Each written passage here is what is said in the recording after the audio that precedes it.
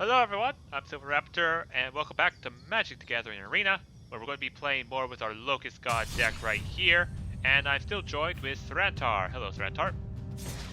Hello, Silverraptor. Hey, folks, I'm Frantar. I've been playing Magic the Gathering since 6th edition, and I just hopped in to share a few pointers and some feedback, And keep playing with the deck you helped me build, right? and keep experimenting with this deck and tuning it up. Alright, so let's get into this. So this backdrop is also pretty cool. Alright, I'm not entirely sure about the different... I'm not entirely sure about the different ranking medals and symbols. I haven't gotten high enough rank to really experiment with that. Now this is the one thing that I'm kind of curious about, is that it takes turns for each player to look at their hand and decide mulligan before it switches to the other player, so you have to wait on the other opponent to go through their hands and such. And I just like, why not just do it at the same time and then wait for the other? So in the first place, they're trying to mimic. They are fully implementing the rules of Magic. Okay. And the rules specify how the game starts. First, player one looks at their hand and decides whether or not to mulligan. Oh, okay. Player one has to choose whether to mulligan first. Okay. And then the second player can choose. And that is information that player two has when deciding whether or not to mulligan, yes. Because, okay. I think I get it, because there's a lot of mind games in Magic. You'll know that he got a bad hand, which means that he's capable of getting bad draws in the future.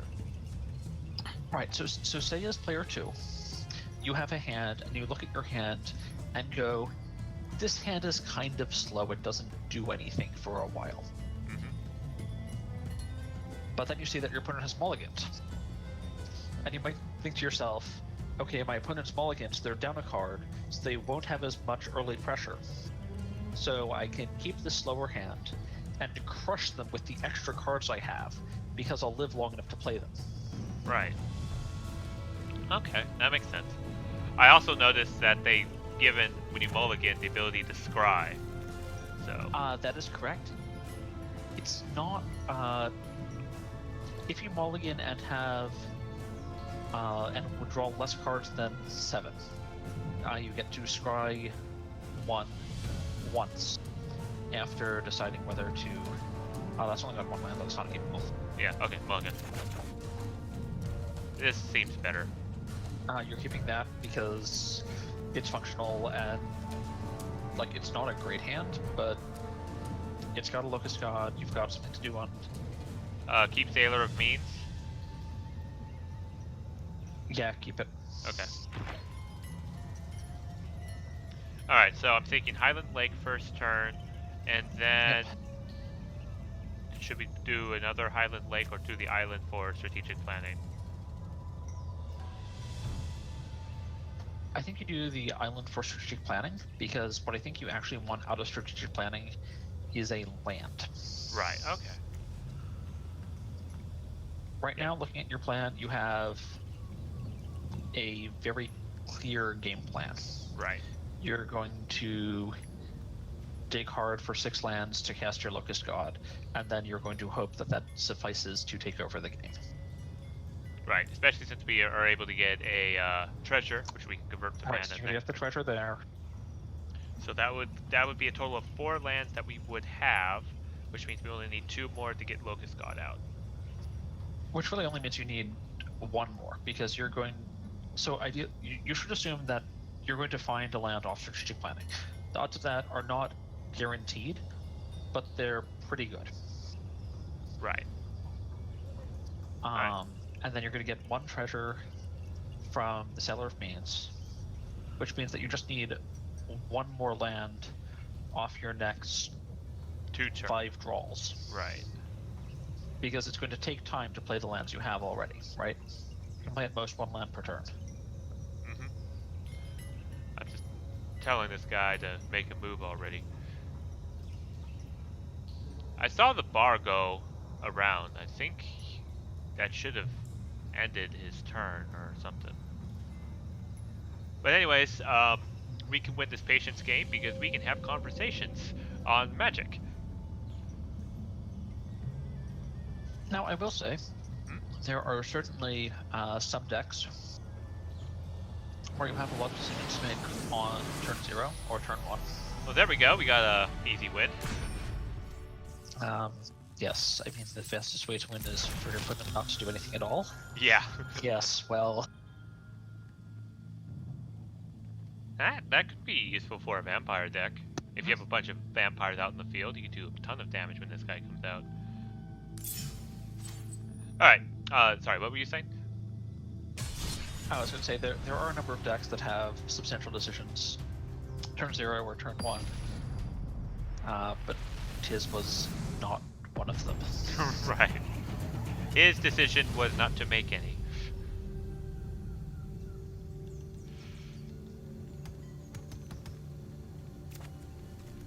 Alright, we've got 3 land.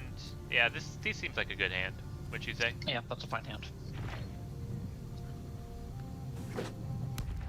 Alright, and I'll put the island out and opt. Yep. So... I think I'd keep him. Honestly, I think you can keep that, because you have... So if you look at what's in your hand, you have the Bloodwater Entity, you have the On-Crop Crasher, you have a reasonably aggressive hand. Yeah. So your plan here is to just go aggro. Poke him with the stick before he can mount a defense. Okay. Yeah. Next turn, we're going to be putting down the island and then On-Crop Crasher hits the field. I love haste. I've mainly played red decks.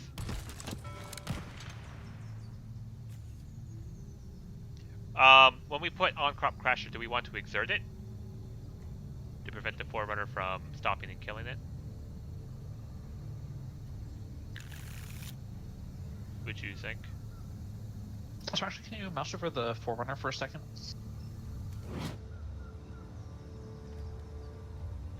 Okay. Okay. Yeah, I wanted to look and see what the triggered ability was. Yeah. Alright, so I'll put an island down. And do you want me to exert On-Crop Crasher, or...? Yeah, I think you play On-Crop Crasher, you exert him.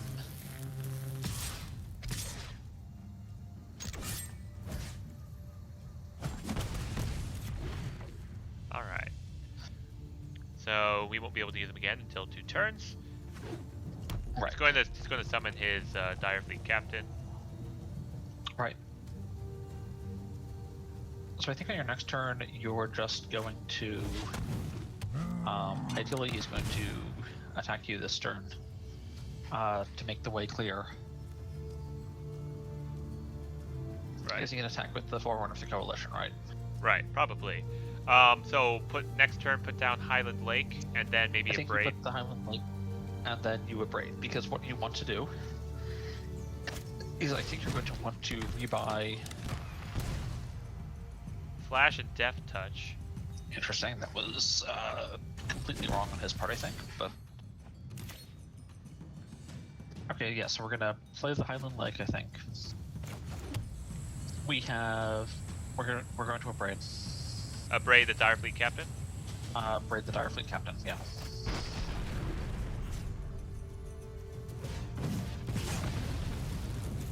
And then we can attack with the Kitesail Corsair because it has flying? Or do we want to keep it to defend against one of these guys? We can attack with him. Okay. So our plan for this game right now is we're going to use the Bloodwater entities to just keep rebuying the Abrade. Oh! Ah, I understand now. Because he is absolutely not going to Like if he's on some sort of aggro pirate plan, which is certainly what he appears to be on, he's going to have a really hard time dealing with 3 abrades. Huh. Okay then. Well, that's a lot of damage.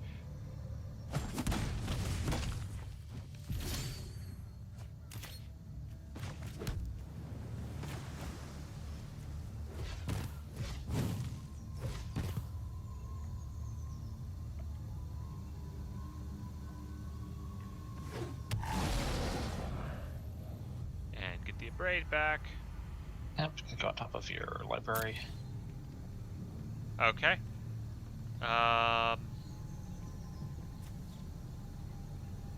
Should we do? No, we don't want to do strategic planning because that might send the abrade back to the graveyard. All right, so we'll just keep the essence scatter. Yeah, you're gonna keep the essence scatter. Ideally, he's going to play a creature before combat. Okay. Should we attack, or do we need to defend against this? You're at 9. Yeah, I wouldn't attack because he's playing red. He should have some reach. Reach is, burn spells, etc. Right, right. So you need to keep your left turtle up some. If you were against, say, a mono blue deck, you could fall to 1 and not care because look at all that blue direct damage. Right. So no attack. No attackers.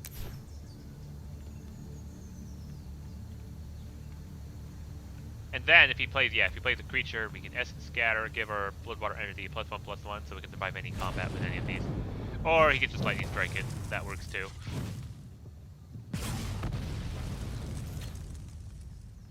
That's fine. Just continue to end your turn. Yeah. Need to counter anything that he pulls out on the field.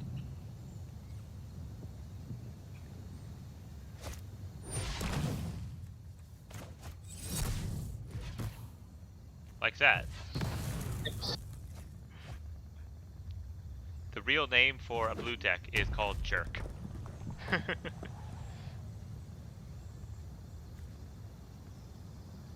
Yeah, that would have been pretty nasty. Alright, so I feel we should block.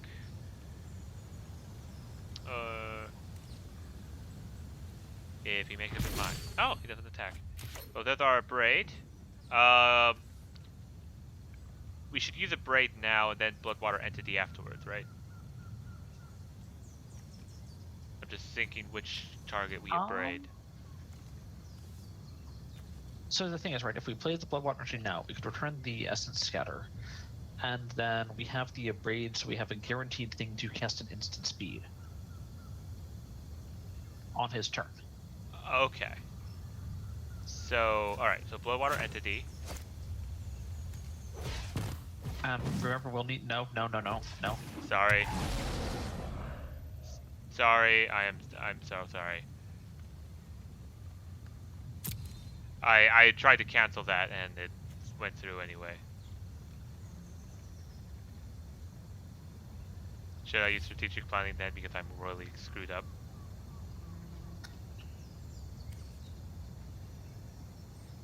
I need to think for a second. Sorry. It's fine. This does, however, highlight the importance of managing your mana. Right. We've got a timeout, so yeah, let's strategically plan. Okay.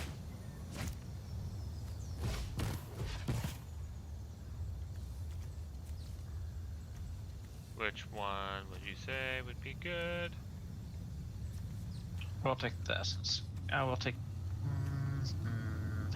It's either the Countervailing Winds or the Essence Scatter. I think Countervailing Winds would be better, purely because we can counter anything now. Right. Well, how many cards are in your graveyard? 5. Okay, yeah, that's hard enough. Okay, no attacks. No attacks. Yeah.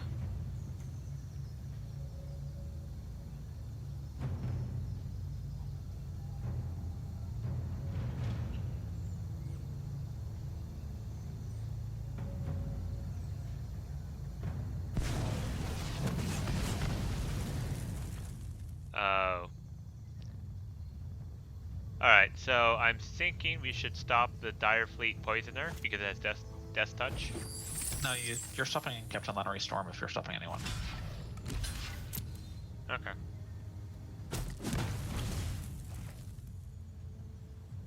Sounds good.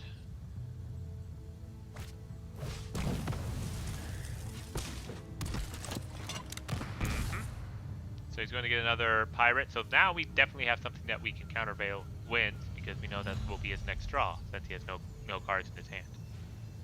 Yeah.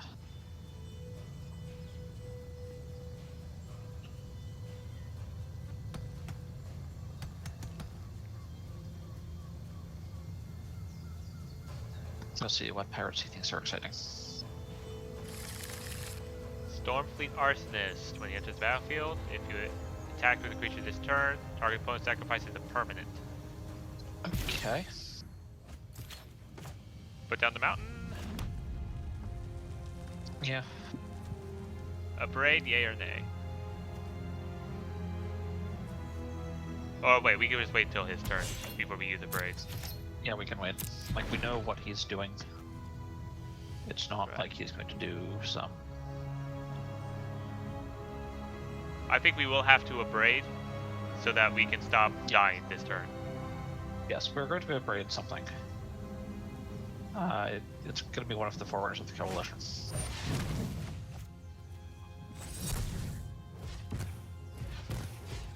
I learned. I didn't touch any red this time.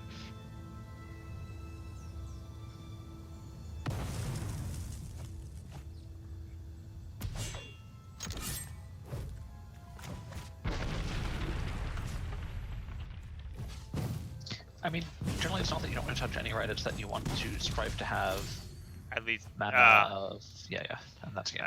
Yeah, that's game.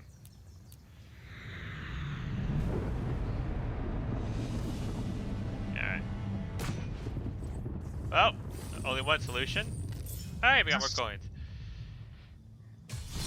It's like, especially with things like prowess and the Bloodwater entities, there's a lot of nuance in finding the correct order in which to cast things. Right. Yeah, because I negated my Bloodwater entity's ability by playing it by having to play the that strategic planning. This seems fine. That's fine. You've got lands, you've got ops to dig for action. Right. It's not amazingly exciting, but...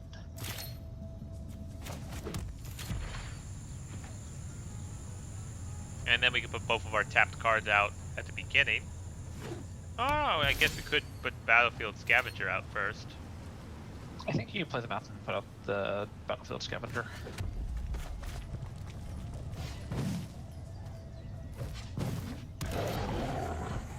Yeah. And then we could actually discard a Highland Lake, I think, maybe. Perhaps, yeah. Okay, he's got blue. Okay. Okay, well, we can't attack now. We probably won't attack, which isn't quite the same thing. Alright, now use an opt. Set it to the bottom. Go.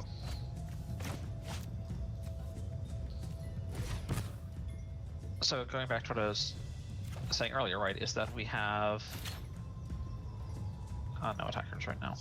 Right, but we can use Cartouche of have... Knowledge next turn. We can play the Cartouche of Knowledge next turn. Yeah.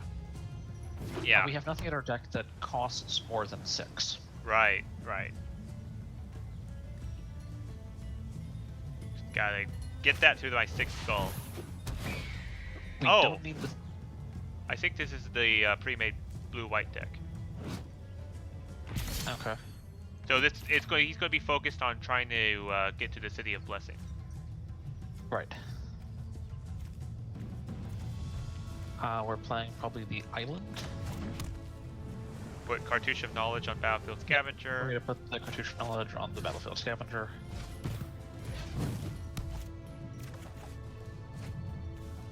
And then we can cycle one of these. And then we're gonna cycle one of the deserts at the end of his turn. His turn. Don't attack, right? We can attack. We can also... Because if we block, Yeah, we'd be able I to think- choose. True. Yeah, okay, we can not attack. We're confident in our late game. Yeah. Alright. Let's see. We've got... I think I'll cycle the desert because we need a little bit more blue than red, I think. Because we have a little more blue than red. I mean, honestly, our color balance is fine. You can cycle either desert. I don't think it much matters. We're going to end up cycling both of them. Oh, there. He's going to return this to our hand. Cartouche of Knowledge goes away. I mean, that's fine, honestly. Alright. He's gonna hit us for 4.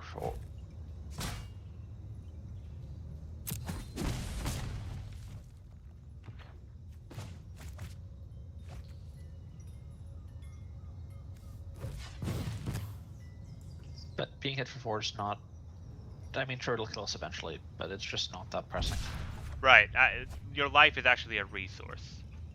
Yes.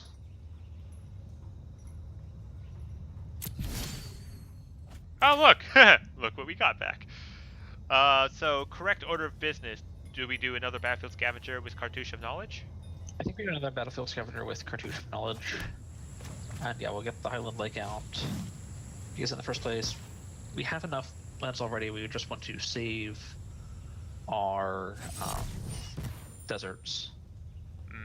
Essence Scatter. Okay, that's fine. Do we put the Kitesail Corsair out then?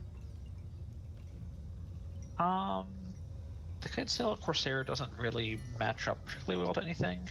That's true. But yeah, No, run it out. I was thinking we could also cycle Desert of the Mindful. We could, but there's no real rush on it. Gotcha. So we're not going to block any of his attacks this turn with either of these creatures. Correct. Life is a resource. Right now we are attempting to use that resource to dig for cards.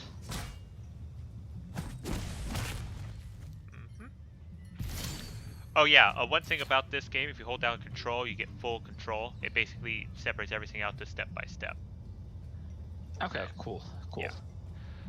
Tormenting Voice is excellent for us. Should we put out another Highland Lake? Yeah, we can run out. Or should I put the mountains then for we can cycle and then play all these at the same time? Yeah, honestly, play out the mountain. We're gonna Tormenting Voice using a red and a blue. And we're gonna ditch the Highland Lake. Because we've got our 6 lands, we don't need a 7th land. Right. We've got our Locust God summon ability. Right. Speaking of Locust God, him Okay, or how large is our Enigma Drake right now? we've got sorcery and 2 instants, so the Enigma Drake will be 3/4. 3/4. I think we want to go ahead and play the Enigma Drake right now.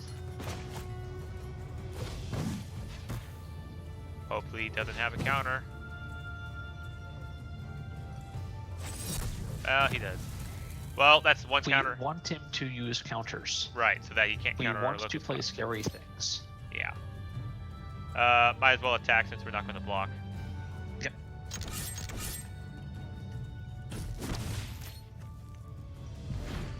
Okay. So there are a couple of reasons to play the Enigma Drake.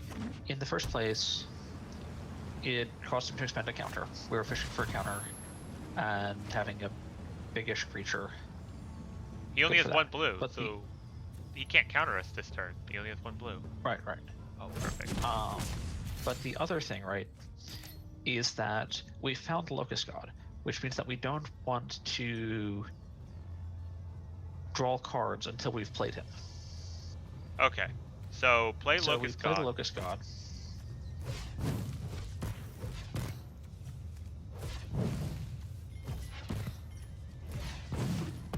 Because the Desert of the Mindful and the Cartouche of Knowledge both draw us cards.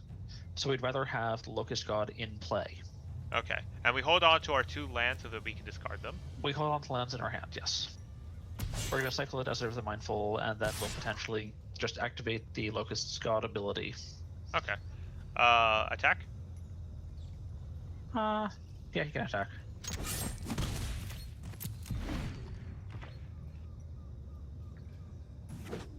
Now that we have Locust God, we can definitely stand up against him. Yeah, Cartouche of the Knowledge, then Cycle. Oh, he's going to copy our Locust God. And now he has City of Blessing, so now these critters are going to get benefits. Yes, we'll get a +1/+1 counter whenever it attacks, but it won't be enough to kill our Locust God. Right, so he's not going to attack with it. Right. We have a Braid, so we could use it to nuke either the Griffin or the Guardian. The Braid's not tremendously exciting. Okay. So, Cartouche of Knowledge, and do we do the Cartouche of Knowledge on the Locust God? Because it's already got Flying. But then again, all of them have Flying. I think you do it on the Locust God. But you're not currently in your main phase yet. Oh, right. I'm just like, why can't I touch it? Okay.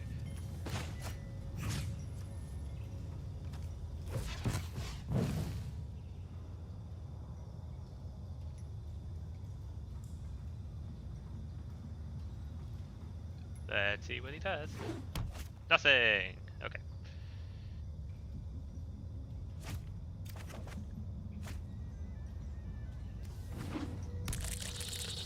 Keep the mountain.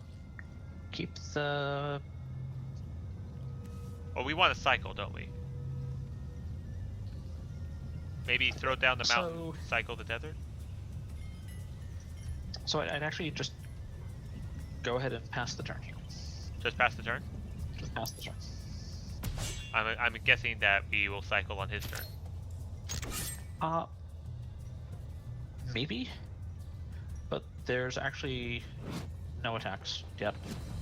Right, because we don't have our Raider to benefit from. Right. So there's a reasonable chance actually that we'll just use the Locust God's built-in cycling power. But don't forget, he's going to get Locust too with his Visitor of Many Faces. True, but he's not going to, in the first place, probably have as much card draw. Taking off that. And he also doesn't have any red mana to activate the ability. Right, but whenever he draws a card, yes.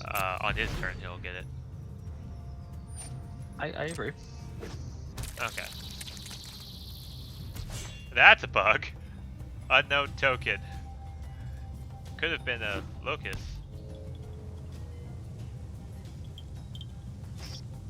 Okay, so he does have draw. For the draw is annoying.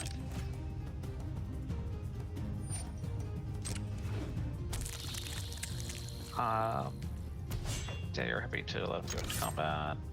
Yeah, well, let's see what he does.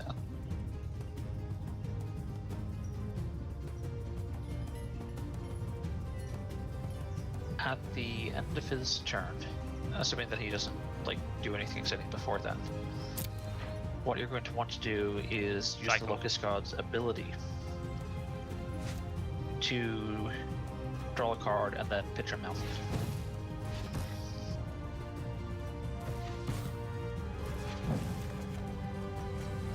So the reason pitch the mountain or the Highland Lake? Let's go with the Highland Lake, actually. So the reason you're doing this is essentially mana efficiency. Yeah, because then we'll untap our turn.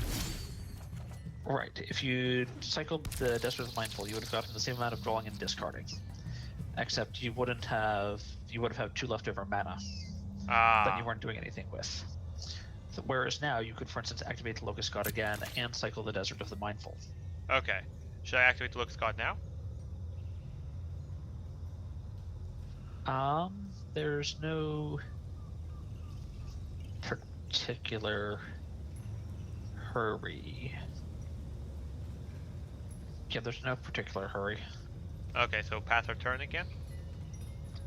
Pass your turn, yep.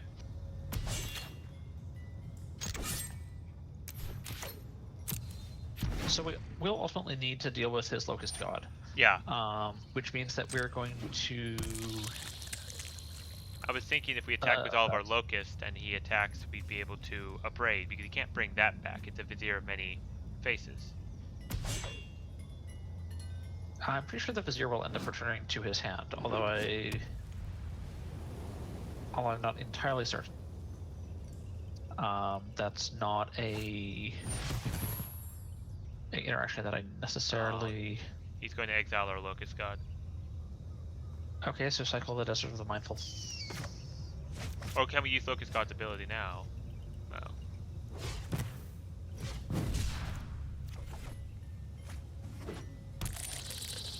And then opt.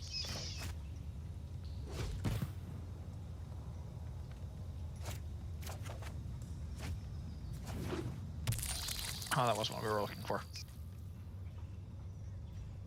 Okay. Okay, now we can go ahead and let it resolve.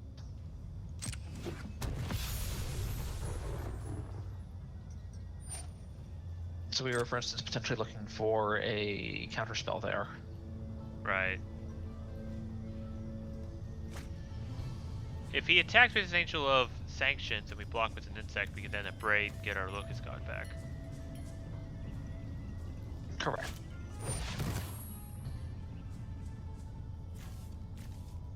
That's not... I mean, we could use abrade to destroy either of these artifacts too, but I don't think we want to do that. Well, the arch is not an artifact.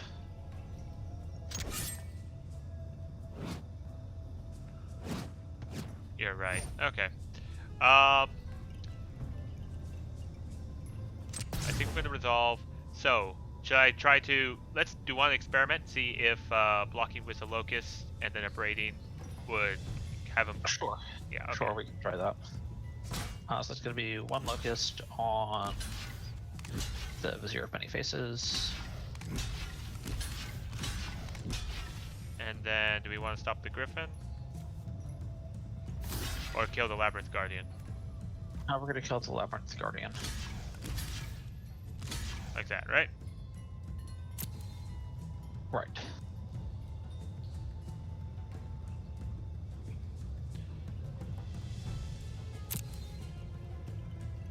So, a lot of stuff's about to die.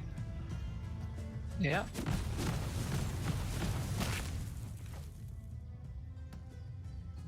Make sure it doesn't skip on us.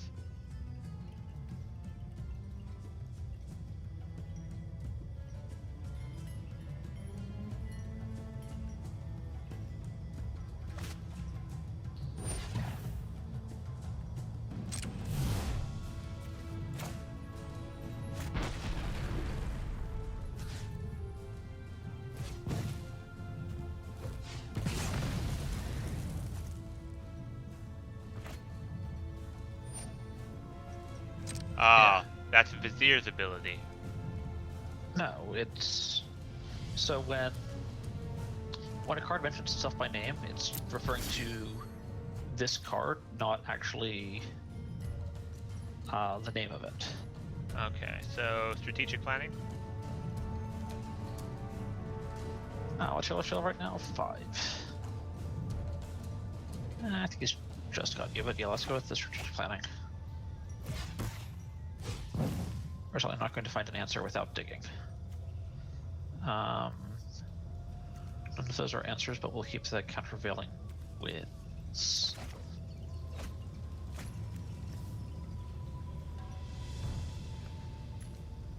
Should we chart a course? Yeah, chart a course.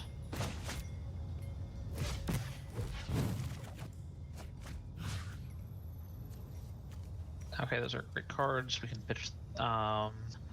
can pitch. Which one, the mountain or the island? I think we can do either.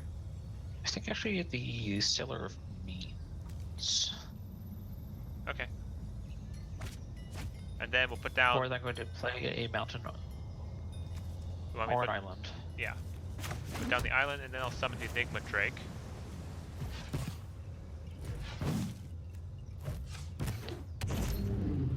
Now, do we have to attack to avoid... Or... Oh! If we attacked with the Locust first, then we wouldn't have had to discard. We're declaring no attackers, so the reason we didn't attack with the Locust first was because one of our potential answers was Drawling and a Braid. Right. And in that case, we would have wanted to block with the Locust, Oh, block the Angel with the Locust. These +1/+1 counters don't go away. Correct, they're +1/+1 counters. Shoot, okay.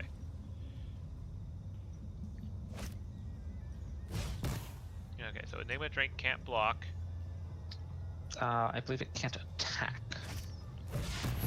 Can't attack or block.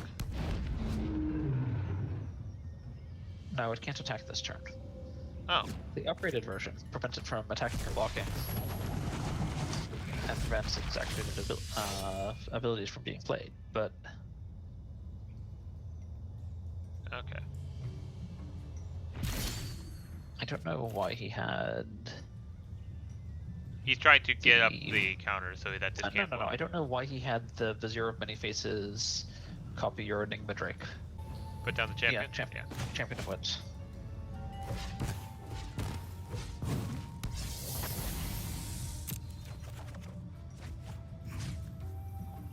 I'll throw this away. I think you want to throw away actually the 2 islands and keep the Desert of the Mindful. Right, because we can cycle. Right. And then I think you do actually want to play a mountain here. Do we do Desert of the Mindful or wait till next turn? Just wait.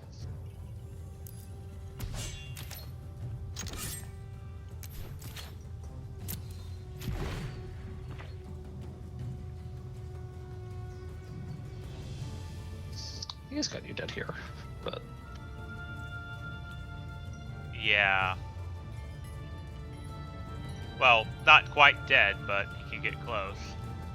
I'd have to block this Vizier of Many Faces. Now he has me dead. Oh, no. Countervailing wins. Right.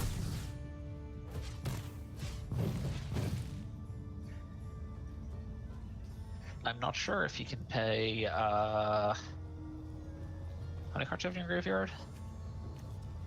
I'm not sure if you can pay 21, but I suspect not. I don't think so either. But he can counter it. Yes. In which case he just does have you dead. But you might as well cycle the Desert of the Mindful just to show him that you mean business. Yes. Oh good, we've got our Supreme Will.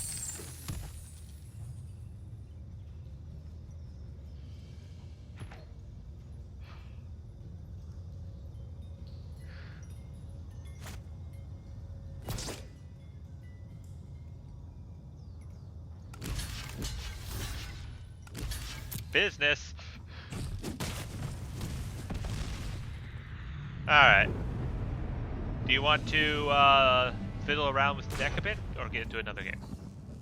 Let's actually muck about with the deck a little bit.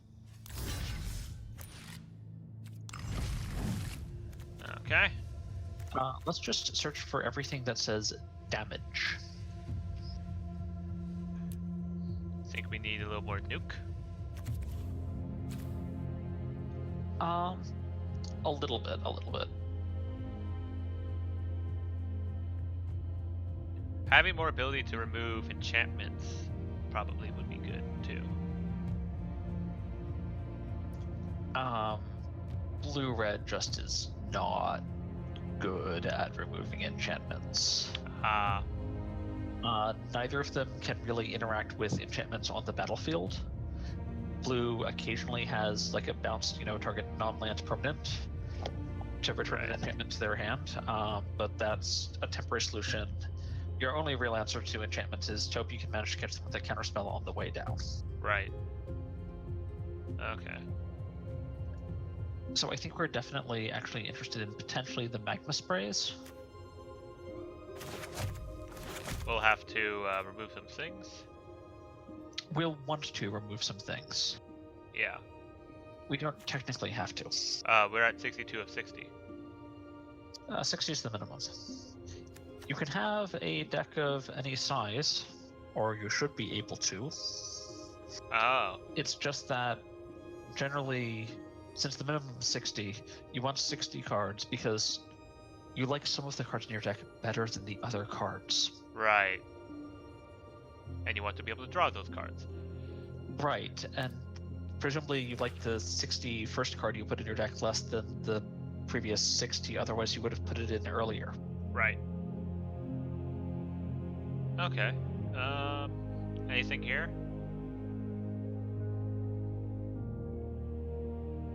No, not really. Not even the lightning strike. I mean, I guess we have a So braid for that. The Abrade does much of the same thing. The fact that Lightning Strike can go to the face and hit Planeswalkers are both cool, mind you. But the Abrade has the additional utility of destroying artifacts. And to be honest, we've never wanted to put an Abrade at someone's face or at a Planeswalker, but we've also never used it to destroy an artifact so far. So I'm not actually sure which of the perks of destroying artifacts or hitting everything we want more. What about Bombard? We have been encountering a number of creatures that have just 4 life, that's just 1 extra life that keeps them alive.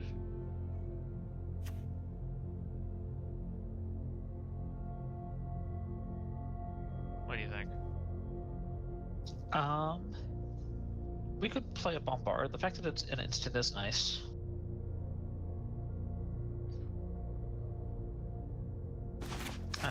We can sort it out. True. Could I keep going for a second?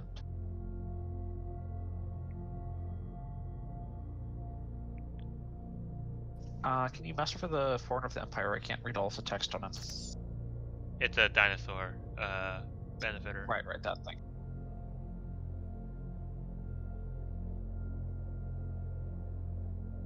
Sandstorm is good, but we're not playing enough deserts for him to really be empowered. I'm looking at Bombard and Electrify. They're basically the same thing, except Electrify costs 1 more mana. Yes, Bombard is better than Electrify. That said, so how familiar are you with the concept of draft? Not overly. I just know it exists, but that's about it. That you play an opponent several times. Okay, I'm sure Arena will get around to implementing draft at some point. Yeah. But the difference between Bombard and Electrify is very relevant in shaping how draft formats feel and play. But in any sort of constructed environment, you will play Bombard over Electrify 999 times out of 1,000. So, draft is that they give you your cards. So kind of. What's going to happen in... Well, that's more sealed. So there's constructed formats, which is what we've been playing, where you have a pool of all the legal cards, and then you build a 60-card deck with no more than 4 of any card other than basic lands. Mm-hmm. There are also the limited formats, so-called because of, I presume, the limited card pool that you have available to build with. So there's Sealed, where you're given some number of booster packs. I think like 5 is traditional. And then you build a deck from those 5 packs. And you play other people that got 5 packs and built a deck with their 5 packs. Okay. And then there's also Draft, where usually 8 people are a draft pod. And each person has 3 packs. And you open 1 pack, you take 1 card, you pass the other 14 to the left. And then you take the cards you were just passed, take 1 card, pass 13 to the left. And you do this for the first pack. And then you open the second pack, and you take a card, and you pass 14 to the right. I see. So you just, you pass it all amongst everyone and form a deck. Right. So there's a bunch of nuance to draft, both in understanding what the people by you are doing, because if, for instance, you're picking red cards and the person to your right is also picking red cards, you're not going to get very many good red cards because they're going to take all of the good ones first. Right. Okay. All right. Well, we can talk about draft and more comprehensive rules of Magic in another video. Let's get this sorted. So yeah, as I was saying, Sand Strangler, it's great. We're not running enough deserts. Yeah. To really make it pay off. Yeah. Hour of Devastation, but it does cost 2 mana, 2 mountain.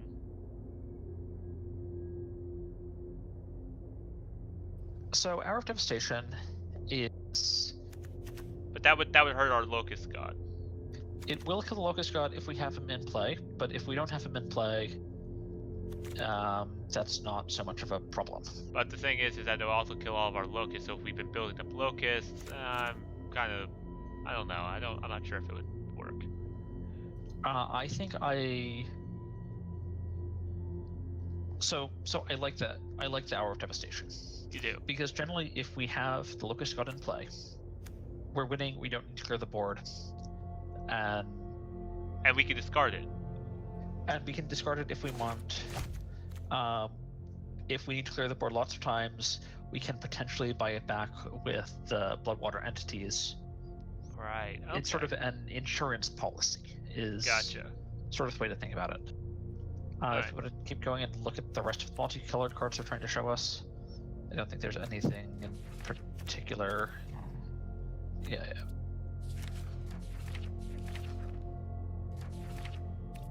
Yeah, no. Yep. Okay, and then let's see if we can find 4 cards that we want to take out.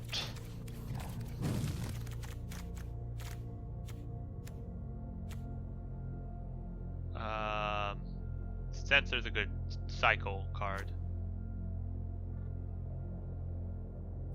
Censor's good because it's good on turn 2, and then it's very easy to get rid of it if you didn't have it on turn 2. Right. I think we can drop 1 Essence Scatter, where we've just added in more ways of dealing with creatures. Right.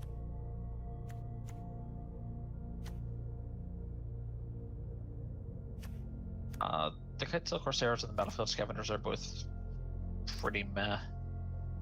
We don't necessarily want to get rid of all of them because we still need a certain density of creatures. Right. But maybe we can get rid of 1 Kitesail Corsair, because we can. Yeah. Because we do have a number of pretty good creatures in here. And we also just added in the Magnus Praise to help us fight for the board early. Right. If you want to scroll down some. We need to remove 2 more things. We can get rid of 1 of the Sailor of Means. Keep scrolling. Let's just look at everything we have. Let's get rid of that Thorn Moloch.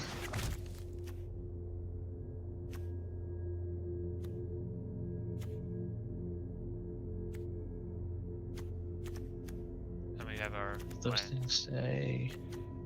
Now, if you want me to get an extra Marauding Looter or something, I could pay. How many lands are we running? How many lands? We have 24 lands. We don't need that many. Okay. Shave. Let's try an island. So the reason I'm cutting out a land is because, in the first place, if you pull up our mana curve again, see how we have 33 cards that cost 3 or less? Oh, yeah, we don't need that much. Also, we've got the 4 ops. We've got, and a lot of that has cycling or draws cards. Right, so we would be able to get our land that we need so anyway. We can also just dig for our lands. Whoops, didn't mean to hit done. I was thinking we could get another Marauding Looter, because this would work out with our Locust God and such, or another card. What do you think? I think we just want to play the game. So, one thing to note is that we have lots of 1-ofs and 2-ofs, and that's certainly suboptimal. Some of them are certainly better than other ones, and could be other things that are better. Right. But we don't necessarily know which things will end up being better than other things. Right. So by playing these sort of different 1-ofs and 2-ofs, it'll help us get a better sense Of what the meta is. of sort of what the meta is, but more relevantly, how they interact with the meta. Are they well positioned? Are they doing good things? Okay. Now, granted, this does have substantial limitations in our understanding. Right. But especially if you like you haven't played in a while, don't have much background or necessarily theoretical understanding. Just play cards, think about what worked, what didn't work. I think you would actually want to play the Highland Yeah, Lake there. I realized my mistake the moment I let my finger off the mouse. So in general, you want to Yeah, I just lead did that so with- I have Essence Scouter. Right, so if you'd opened with the Highland Lake, then you could have Yeah. represented Essence Scatter here and played the Ancorp Crasher and had the Highland Lake in play. But as it is, you still need to find someplace in the Yeah. future.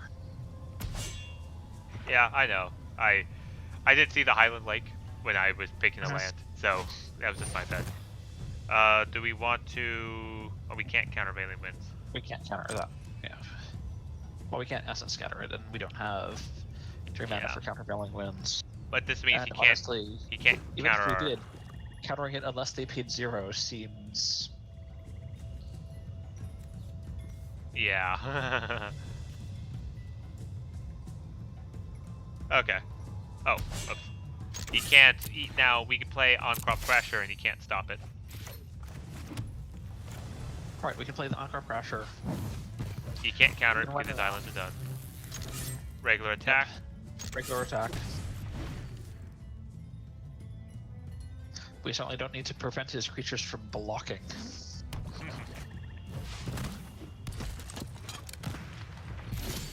What does that do?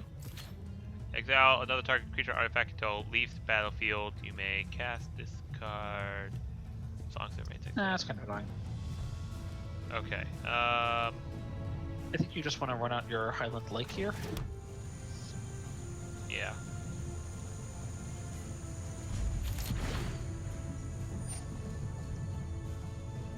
Let him resolve the search for his Kanta.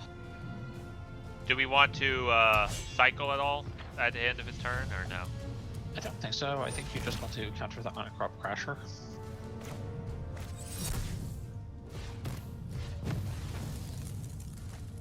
Ah, it gets into our graveyard. Perfect. Okay, we've got an opt.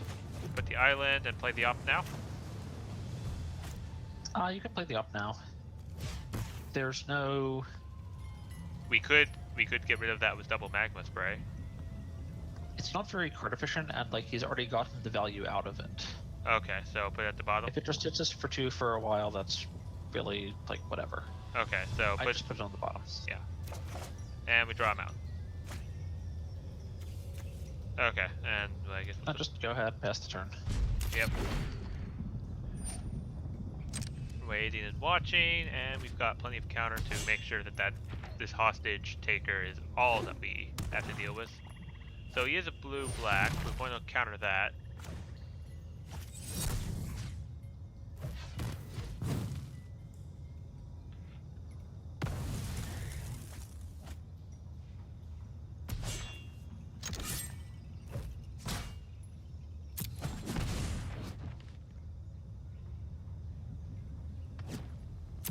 Okay, let's see. If only we had a creature. Oh, we could use Hour of Devastation if we need to. Absolutely no rush right now. Right.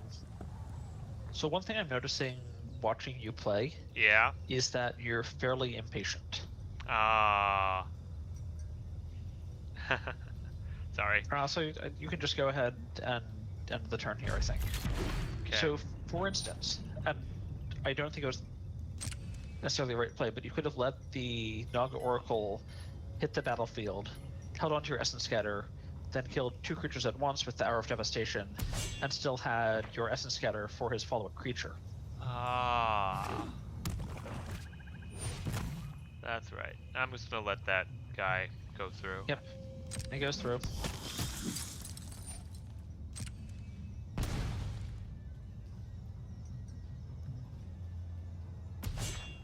again, I don't have much experience with blue, so I do what I think is right, which is just counter everything. I forgot we also have red in here, which is if we let it through, we have a way to deal with it. Alright, and we don't actually have that much counter magic. We've got 2 Essence Scatters, 2 Countervailing Winds, and a sensor, a Censor, and a Supreme Will. Yeah, okay. That is not a whole lot.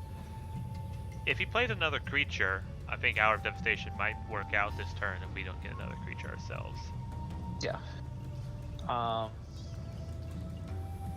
But the other thing is, the creatures that he has in play just aren't very scary. Like, if we can get something on the board and put a Cartouche of Knowledge on it so it's a decent size, it can just hang around and annoy his creatures forever. Right. I'm just saying if he plays another creature on his second main phase. Right. Go into if you can mouse over Hour of Devastation for a second.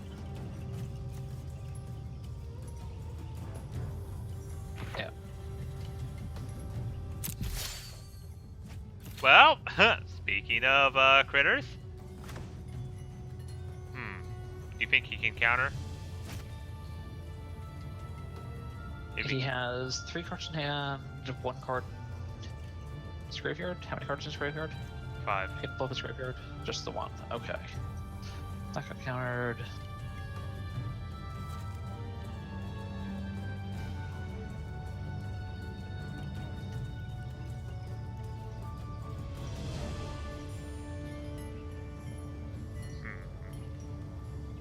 I'm just looking at these 2 islands. I mean, I think you can just pass the turn here. Okay.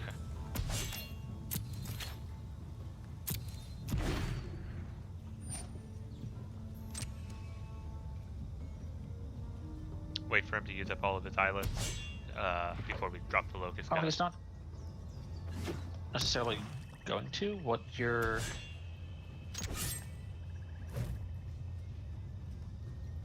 He's just being conservative.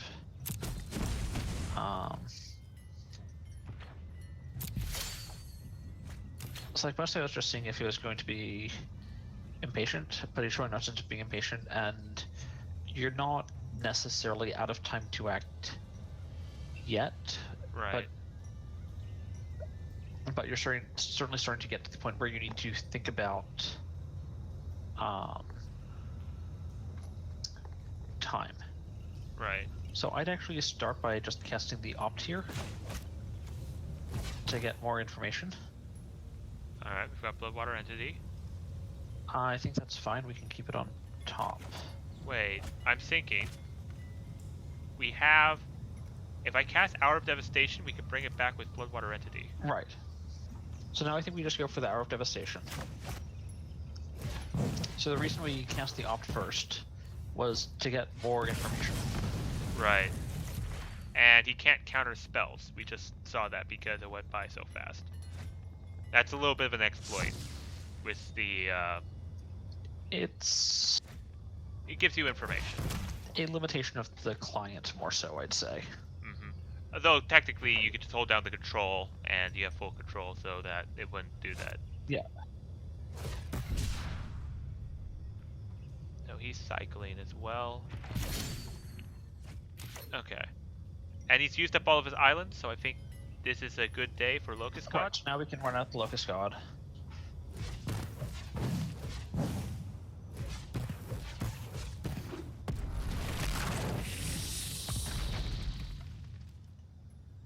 And he has haste, right? Does he have haste? No, he does not. Only his Locusts have haste. Okay. His Locusts that have haste. Got it. Because Locusts are hungry, and they want to eat your face. Of course, of course.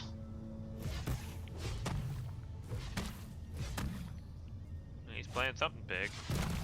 Oh. And then he's going to replay it, yeah, clearly. So, we want to get Bloodwater Entity to get Hour of Devastation back. Should I play the island as well? Yes, you should play the island. Bloodwater Entity. Use as little red as possible. Yeah.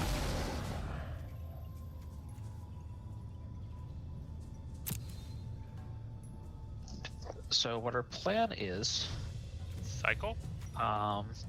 now go ahead and pass the turn here. If he attacks with the Locust God, we are going to block with the Bloodwater Entity and use the Magma Spray. Okay. But wouldn't that exile our Locust God?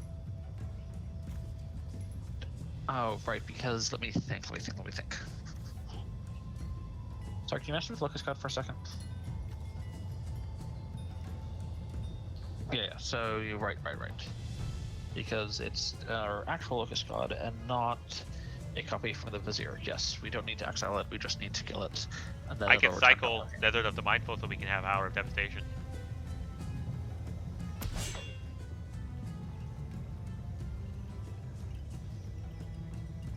So I'm thinking... I mean, there's no rush. We're going to draw it on our next turn anyways. So maybe use Bloodwater Entity to block the Insect if he attacks with Locust God. I'm just thinking mana efficiency because we don't need this Desert of the Mindful. That we can just cast this, draw the Hour of Devastation, and then draw whatever underneath it. What do you think? Okay, so he has Essence Scatter, so he can counter the Locust God.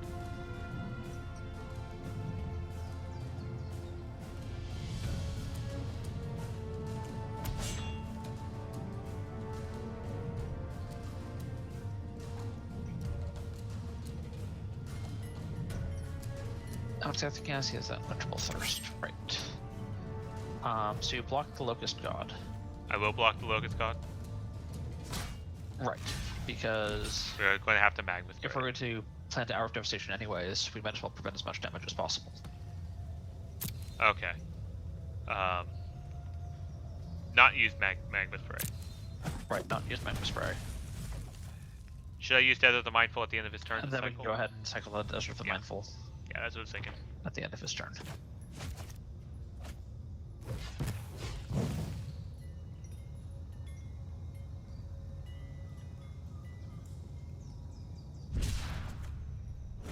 We can take a look at the cards that he's revealed here. Yep. Yeah, that's cool. Yeah. So we can always remember what he has.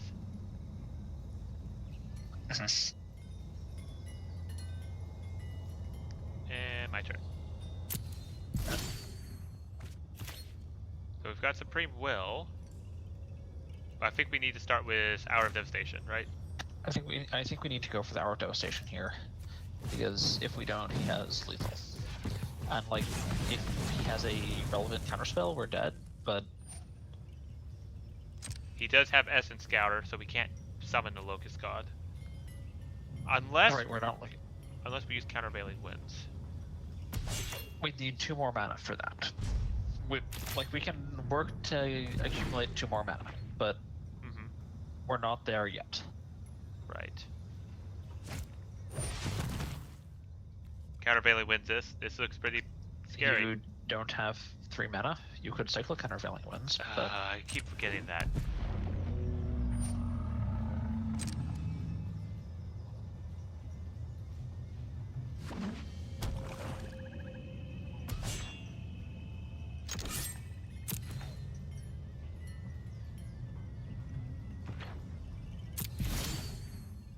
Well, we've got Enigma Drake.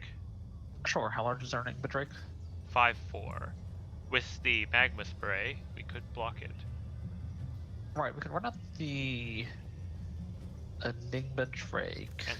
And then we can use Supreme Will if he throws out a counter. If he counters it, we can protect it and... Oh, but this is also a land, so he would be able to stop Supreme Will because it's 3. So we can use Countervailing Winds instead if he tries to counter Enigma Drake. Well, we open with the Enigma Drake. Let's see what he does.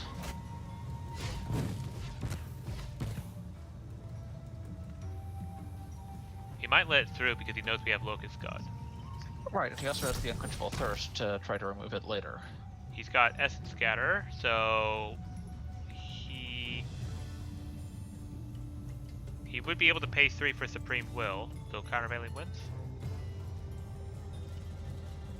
In which case, you can drop the Unquenchable Thirst on it, but that will... Does Wait. he have a desert over there? No, he doesn't even have a desert over there. Okay. Yeah, so I'd go for the countervailing winds.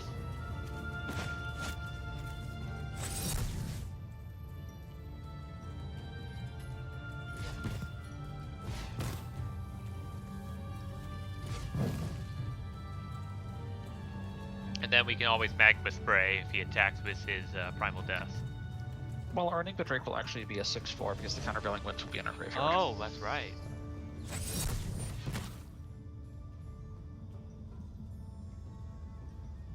Okay. Okay, we've got nothing further to do here, so just...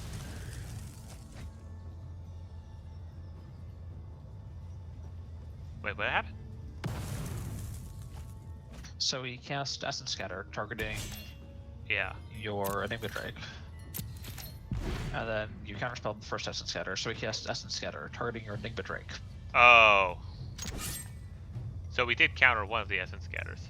Yes, but he cast 2 of them.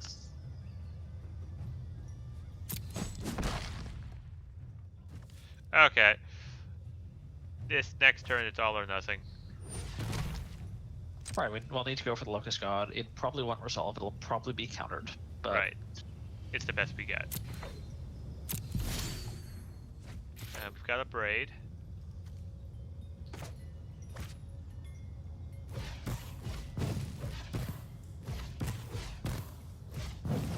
But at this point, like, we played to what potentially works, which is us having a Locust God and him not having a counterspell.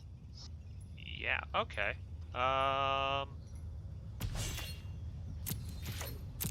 Okay, so if he attacks, we can If he block attacks, we with block Magna Spray. Yeah.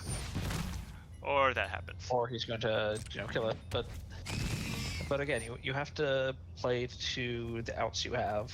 Right. And if I use magma spray, this ability will still go off, right? yes, Okay, so use it just to show business. sure, if you want. Also, if, for instance, I saw earlier that we had a quest to play 12 blue or white cards. Yeah. So if, for instance, we were on a quest to play red cards, this is 100% correct because it is completely irrelevant to whether we or not we win the game. Right. And gets us 1 more played card. Yeah. We get quests, which gives us more things to do. Right.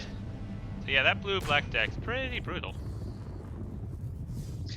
So we walked into Hostage Taker twice, which was really painful. I mean, honestly, Hostage Taker is just a really good trump in slow mirrors, because you just wait for them to play their trump and then you steal it and use it as your trump. Right. Okay.